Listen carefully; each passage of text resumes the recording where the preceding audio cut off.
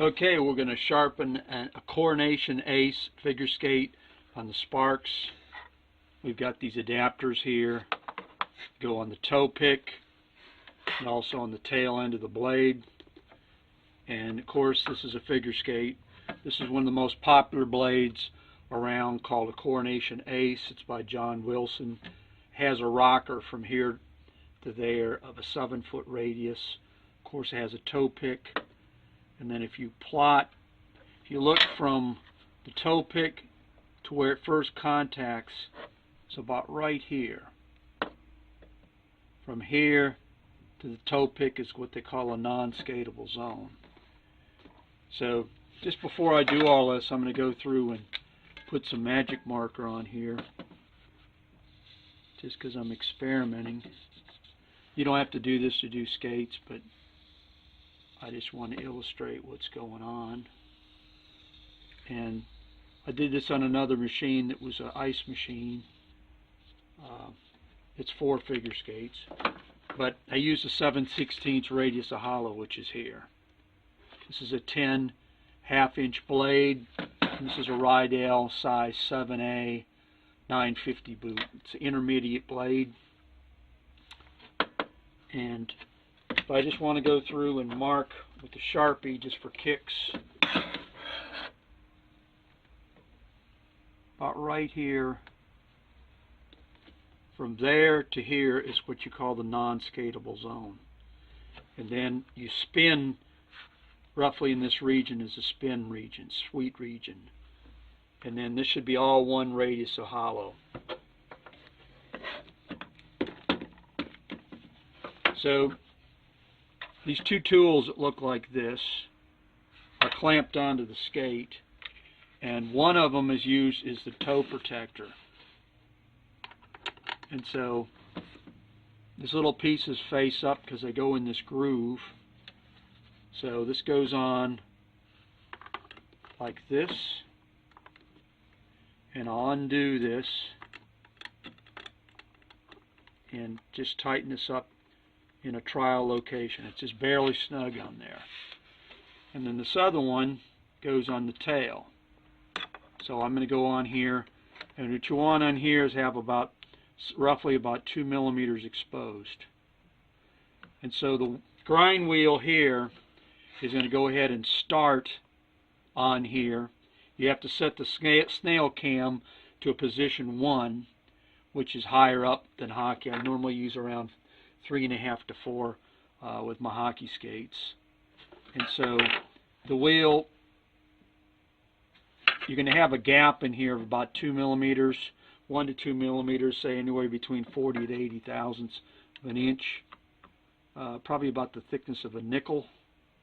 So I'm going to put this on here, barely snug this down. They should pivot over here. You want this to go through and completely protect the toe pick. So I'm going to go ahead and just stick this on here just like this and try to see where it fits. So you want these to pivot a little bit, and you're going to drop this in the holder. And I can tell right now I've already goofed just a little bit. I'll pull this out a little bit. So what these do is these define the Z height here, up and down. So you want these to pivot just a little bit. And I'm going to go ahead and drop this in the holder. So you move this back, and I'm going to drop this in the holder like this. Like that. And then close the doors. I'll show that from another view. This is a self-centering clamp here. I'll show that from another view now. Of course, when you open this clamp here, this is a self-centering gizmo that's going in like this, and it doesn't matter what the thickness of the blade is, because the 2 plates on here on keyways that go through back like this, so they self-center. So if you can put a blade in there, it doesn't matter what the thickness is. So here's the skate again. I'm going to go open this up, This is a size 7. You can see that I've only got about an extra ½ inch leeway. So one question is, what is the largest skate this machine will hold? I've got that in place. Dropped it in. Well, this is very rigid. You bring these in. Then I'm going to show another position is do a preliminary run where I run the wheel here, which you hit that button and then you go through and hit these to traverse the wheel. And what that does is you're going to run the wheel back and forth to make sure you don't hit the toe pick. So I'll show that in just a second. Okay, before we do a preliminary, see if we're okay, got the snail cam set to a position 1. That's the red cam. And that's what you use for figure skating. It keeps the grind wheel lower. Okay, I'm going to use these buttons to go hit this button, and then I'm going to use these to traverse the wheel to do a trial to see where the grind wheel's touching. Okay, so let me go back and forth. I can see that I actually touch the blade, right?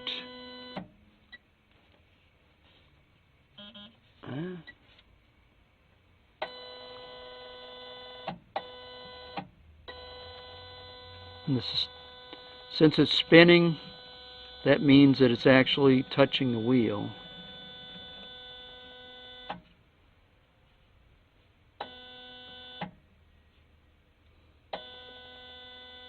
And I could probably drop that down just a little bit. Okay, I've got the skate out of a holder, and over here I probably have this a little bit too high, so I'm going to go ahead and readjust this, move it just a little bit.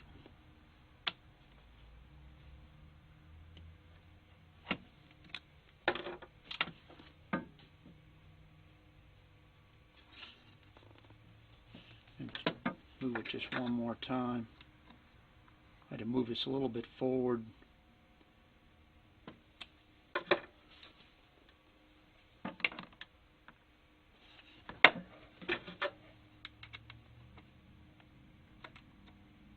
Now, I've never done this type of blade yet on this, so just bear with me. And these are just snug, so you can rotate those around a little bit. Now go ahead and drop the skate in the holder.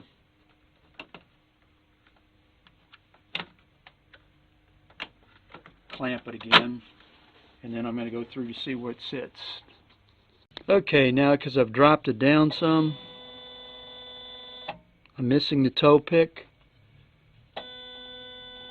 and it's starting to grind a little bit before the non-skateable zone, the little mark I've got on there. So the wheel starts to rotate properly.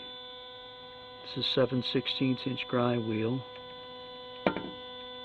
And go all the way to the back. So it looks like I'm good to go. Now I've got the skate where I want it to be. I'm going to go through and move the wheel all the way back.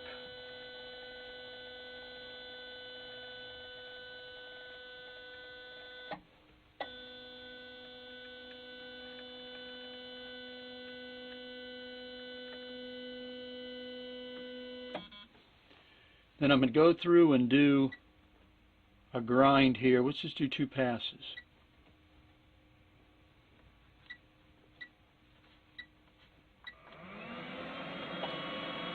This I set to 2.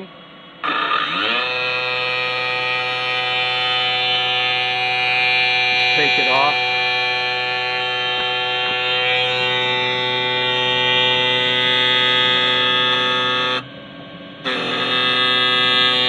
So that's 1075 steel, high carbon steel. That's why you get a spark pattern like that. I'll turn off the lights here.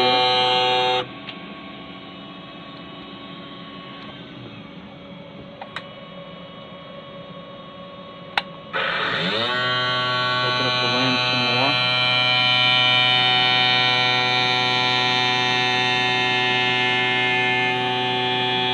So it's 1075 steel, Coronation Ace.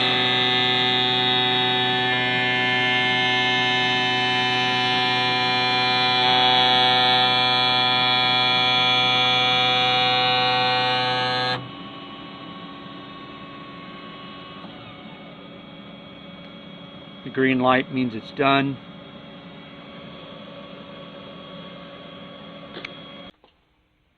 Okay, we're going to open up the unit and see what happens after 2 passes. Pull these back. Of course, this is where the non-skatable zone was. You see that I went ahead and sharpened just past that. So that's good. There's no use going from here past, really doesn't do anything. This area isn't used. The toe pick wasn't hurt.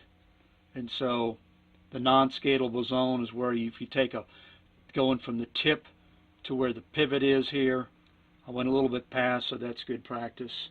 And it went all the way up to just about here, and there's a little bit of tail I didn't get here, but that's because this was done. This is a used skate, and the back end has been turned up, and that can happen. That's where you've got this is the back of the blade. Somebody in a different type of sharpener has gone through and turned this up. That's really nothing to do about that, but that looks like a very good finish on there. And then if I want to check the edge squareness, take a little square here, and this is a parallel blade, and this is all parallel, so the sides are even on this. This is what a different machine uses. This is what the ice machine Sid uses for Olympic skates. Starrett gauge. You can also put a bat gauge on there. If you use a bat gauge on there, you got this. These are parallel sides, so it will work. But it's got a nice edge on there. Now these were used, lent out to some people. If you're a purist, you can see there's a little bit of a nick that's right through here that's still not fixed on there, but it's got a very clean edge on that. So I'm going to put this back in here.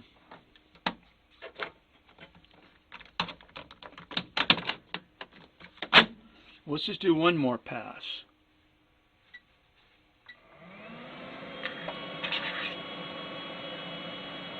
The number of passes you need to do really depended on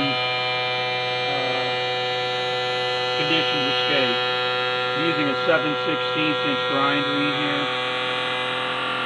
Pretty much that's the only one I use for this type of figure skate. The rings have different colors. 7/16" is kind of an orange, half is yellow. 5/8 is kind of a Dr. Pepper green. Now this is green.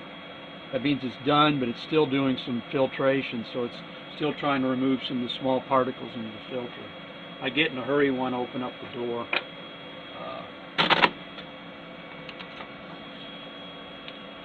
There you go. It's got a very good edge on there. Now you can just go through and knock just a little bit of a slight burr on there off. Now these, of course, figure skates have a edge relief on here. So you don't, if you put a stone like this on here, it's not going to do anything. You actually have to hold this at a slight angle because this has got an edge. It's got an edge relief. So it looks like